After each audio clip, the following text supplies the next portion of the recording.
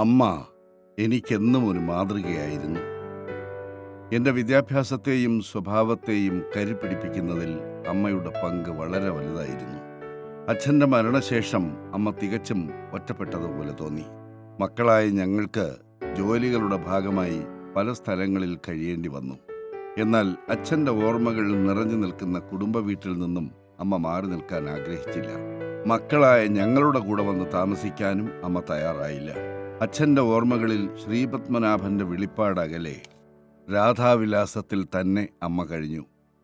സമയം കിട്ടുമ്പോഴെല്ലാം അമ്മയുടെ അരികിലേക്ക് ഓടിയെത്താൻ എൻ്റെ മനസ്സ് വെമ്പമായിരുന്നു. അമ്മയുടെ അരികിൽ എത്തുമ്പോൾ മനസ്സിലുള്ള മറ്റു കാര്യങ്ങൾ മറന്നുപോകും.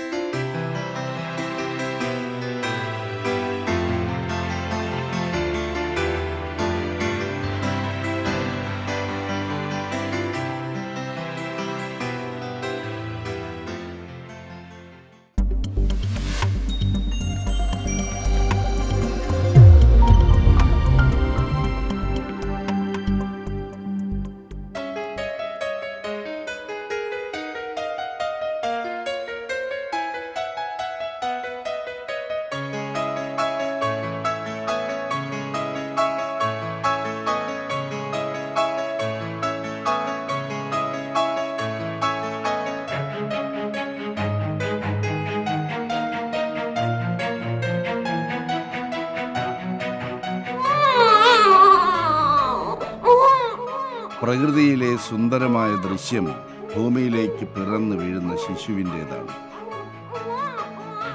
സ്ത്രീ ജീവന്റെ ഉറവിടമാണ്. മാതൃത്വം കൊണ്ട് അനുഗ്രഹീതയാണ്. മാതൃത്വത്തിൻ്റെ അനുഭൂതി നുകരാൻ ആഗ്രഹിക്കാത്ത സ്ത്രീകളില്ല. പിച്ചവച്ച് ഇഴയുന്ന കുഞ്ഞുങ്ങളെ തലോടാൻ ആഗ്രഹിക്കാത്ത പുരുഷന്മാരും. വാസ്തവത്തിൽ കുടുംബം എന്ന വ്യവസ്ഥിതി തന്നെ സന്താനോൽപാദനമാണ് ലക്ഷ്യം വയ്ക്കുന്നതെന്ന് ഋഷിവാക്യം. തലമുറകളുടെ സൗഭാഗ്യവും സൗകുമാര്യവും സമൂഹത്തിൻ്റെ ആരോഗ്യകരമായ നിലനിൽപ്പിൻ്റെ ശുഭസൂചകമായി ഇന്നും തുടരുന്നു. എന്നാൽ വിവാഹം കഴിഞ്ഞ് വർഷങ്ങളായിട്ടും കുഞ്ഞുങ്ങളില്ലാതെ വിഷമിക്കുന്ന ഒരുപാട് ദമ്പതികളുണ്ട് നമ്മുടെ നാട്ടിൽ.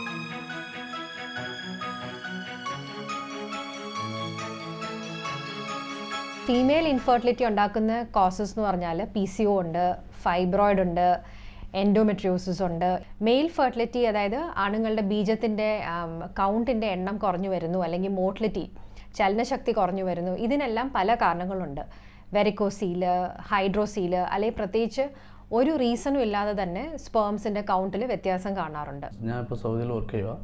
അപ്പോൾ നമ്മുടെ കൺസീവ് ആകുന്ന ടൈമിൽ അതിൽ ചെറിയ കോംപ്ലിക്കേഷൻ ഉണ്ടായിരുന്നു. അപ്പോൾ സൗദിയിൽ നമ്മൾ ടെസ്റ്റ് ചെയ്തപ്പോൾ ഡോക്ടർ അതിനായിട്ട് ഒരു ചെറിയ പ്രൊസീജിയർ ചെയ്യേണ്ടി വരും. അത് അവിടെ എക്സ്പെൻസീവ് ആയിരുന്നു. അപ്പോൾ നാട്ടിൽ വന്നിട്ട് ചെയ്യുന്നതായിരിക്കും നല്ലതെന്ന് ഡോക്ടർ പറഞ്ഞിട്ട് നമ്മളിവിടെ വന്ന് ചെയ്തതാണ്. പാർശ്വവൽക്കരിക്കപ്പെട്ട ഇത്തരം ദമ്പതിമാരുടെ പ്രശ്നങ്ങൾക്ക് സമഗ്ര പരിഹാരമെന്ന നിലയിലാണ് doctor K Jayakrishnan 2001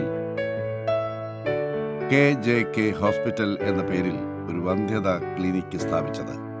Thiruvananthapuram government medical കോളേജിലെ ഇൻഫെർട്ടിലിറ്റി ക്ലിനിക്കിൽ നിന്നുള്ള അനുഭവങ്ങളും പ്രവൃത്തി പരിചയവും വന്ധ്യതാ ചികിത്സാ രംഗത്ത് പുതിയ വാതായനങ്ങൾ തുടങ്ങാനുള്ള അഭിവാഞ്ചയും ഇച്ഛാശക്തിയുമായിരുന്നു ഈ പരീക്ഷണത്തിന് പിന്നിൽ. SIT ആശുപത്രിയിൽ ഏകദേശം 14 വർഷത്തോളം ഞാൻ അവിടുത്തെ ലെക്ചററായിട്ടും അസിസ്റ്റന്റ് പ്രൊഫസറായിട്ട് വർക്ക് ചെയ്യായിരുന്നു. അപ്പോൾ അവിടെ ഇൻഫെർട്ടിലിറ്റി ക്ലിനിക്കിൻ്റെ ചാർജ് ഡോക്ടർ രാധാകുമാരി മാഡത്തിൻ്റെ കൂടെ എനിക്കും ഉണ്ടായിരുന്നു. അപ്പോൾ അതിൽ നിന്ന് കിട്ടിയ എക്സ്പീരിയൻസ് ആയിരുന്നു എനിക്ക് ഏറ്റവും കൂടുതൽ എന്നെ മുന്നോട്ട് നയിച്ചത്. മെഡിക്കൽ കോളേജിൽ സാധാരണത്തിൽ പ്രസവങ്ങൾ മാത്രമാണ് നടക്കുന്നത്. ഇങ്ങനത്തുള്ള വന്ധ്യത ചികിത്സയിൽ കൂടുതലായിട്ടൊന്നും ചെയ്യാൻ പറ്റുന്നുണ്ടായിരുന്നില്ല. പ്രധാനമായിട്ട് ടെസ്റ്റ് ട്യൂബ് ബേബിയുടെ ഒന്നും അവിടെ ഉണ്ടായിരുന്നില്ല ആ സമയത്ത്. പിന്നെ താക്കോൽ ദ്വാര ശസ്ത്രക്രിയയുടെ യാതൊരു സംവിധാനങ്ങളും നമുക്ക് കിട്ടുന്നുണ്ടായിരുന്നില്ല. അപ്പോൾ ഇതൊക്കെ കൊണ്ടാണ് എനിക്ക് തന്നെത്താനെ ഒരു ആശുപത്രി തുടങ്ങണമെന്നുള്ളൊരു ഐഡിയ വരുന്നതും. ആദ്യ വർഷം ഒറ്റ ഫ്ലോറിൽ 8 കിടക്കയും operation theatre, lab, scanning, IVF lab എന്നിങ്ങനെയുള്ള പരിമിത സൗകര്യങ്ങളോടെയാണ് ആരംഭിച്ചത്.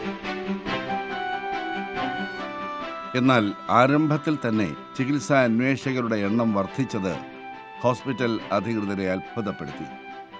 KJK ഒരു സാധാരണ ആശുപത്രി ആയിരുന്നില്ല, അതൊരു സ്പെഷ്യലിസ്റ്റ് ഇൻഫെർട്ടിലിറ്റി ക്ലിനിക്കായിരുന്നു. 2001 മെയ് മാസത്തിൽ ആദ്യ IVF ബാച്ചിലെ 5-ൽ 2 പേർ വിജയശ്രീലാളിതരായി. ഇത് നൽകിയ ആത്മവിശ്വാസം നിസ്സാരമായിരുന്നില്ല. തുടർന്ന് തെക്കൻ കേരളത്തിലെ ആദ്യ ICSI intra cytoplasmic sperm injection ശിശു 2002-ൽ KJKയിൽ തന്നെ ജന്മം കൊണ്ടു.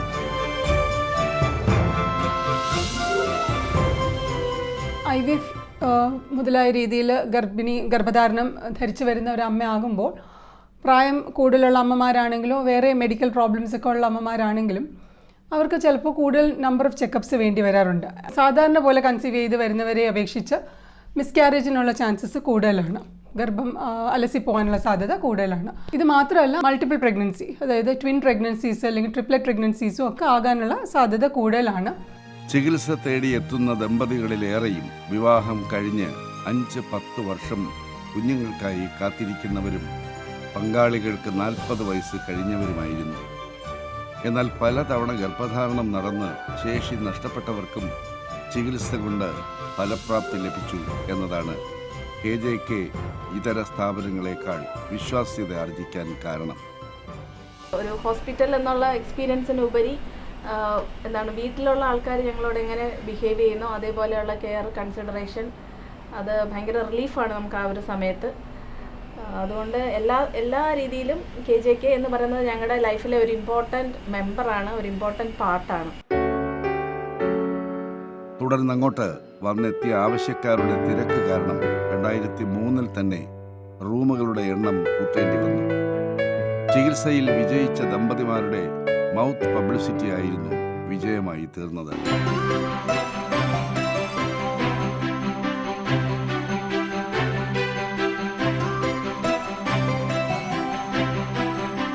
എന്നാൽ ഇന്ന് കാണുന്ന വലിയ ബിൽഡിങ്ങോടുകൂടിയ ആശുപത്രിയുടെ പ്രവർത്തനം 2021-ൽ ആരംഭിച്ചു.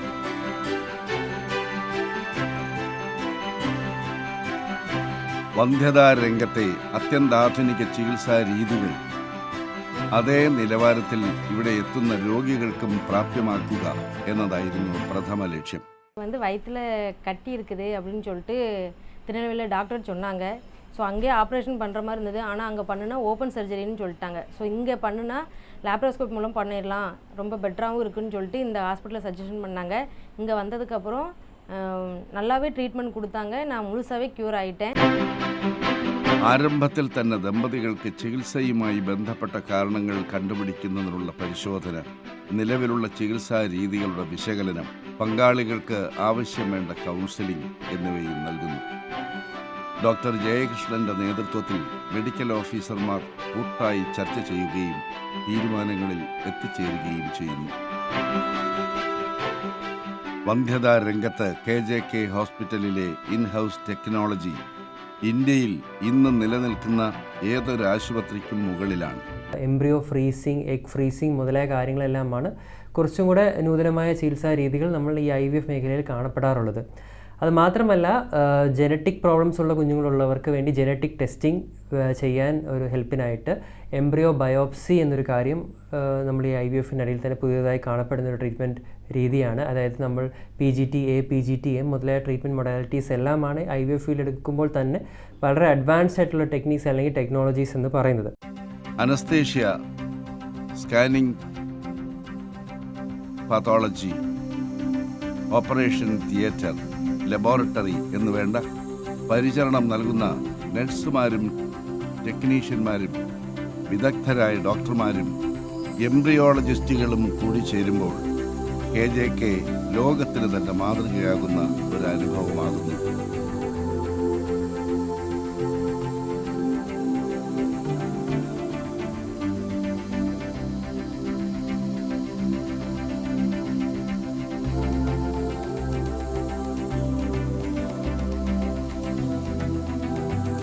ആശുപത്രിയുടെ ഗുണനിലവാരം നിർണ്ണയിക്കുന്ന ISO അംഗീകാരവും ഗുണനിലവാര പരിശോധനയിൽ പരമോന്നത ക്വാളിറ്റി കൗൺസിലിൻ്റെ NABH അംഗീകാരവും KJK ഹോസ്പിറ്റലിനെ തേടി വന്നു. രാജ്യത്തിനകത്തും പുറത്തും നടക്കുന്ന അക്കാഡമിക് കോൺഫറൻസുകളിൽ പങ്കെടുക്കാനുള്ള ഏതൊരവസരവും ഡോക്ടർ ജയകൃഷ്ണൻ പാഴാക്കാറില്ല.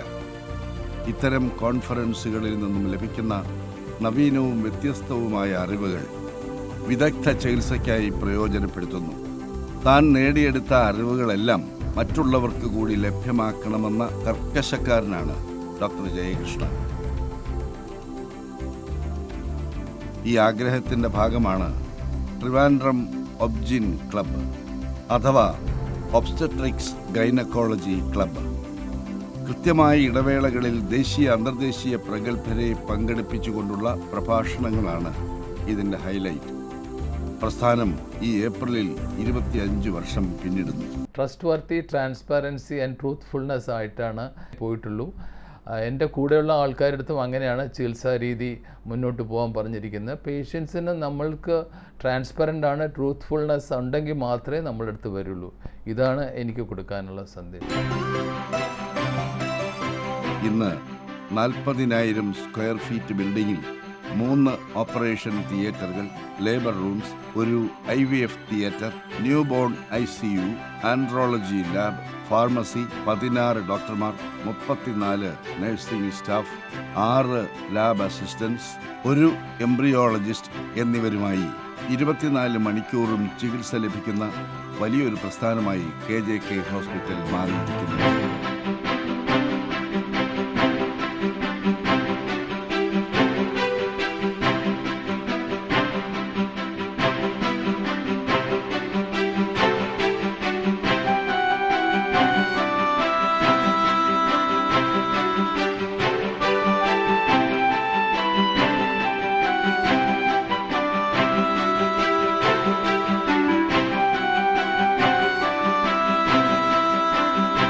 മാറുന്ന ലോകത്ത് മായാത്ത വ്യക്തിമുദ്ര പതിപ്പിക്കുന്നവർ വിരളമാണ്. വാത്സല്യനിധിയായ പിതാവ്, ഗൗരവക്കാരനായ ഡോക്ടർ, കർക്കശ്യക്കാരനായ ടീം മാനേജർ, ഭ്രാന്തദർശിയായ സംരംഭകൻ എന്നിങ്ങനെ വ്യത്യസ്ത നിലകളിൽ ജീവിതം മുന്നോട്ട് കൊണ്ടുപോകുന്ന ഡോക്ടർ ജയകൃഷ്ണന് ജീവിതം എന്നത് സമ്മോഹനമായ സ്മരണകളാണ്, അനിതര സാധാരണമായ പ്രയാണമാണ്.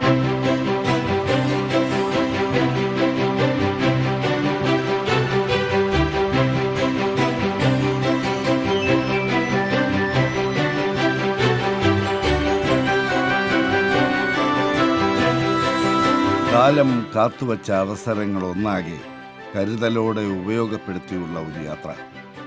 സൗഹൃദങ്ങളുടെ കരുത്തും കരുതലും തലോടലും പൂർത്തിയാകുമ്പോൾ ഡോക്ടർ ജയകൃഷ്ണന് ജീവിതം ഊഷ്മളമായ ഒരു അനുഭവമാകുന്നു.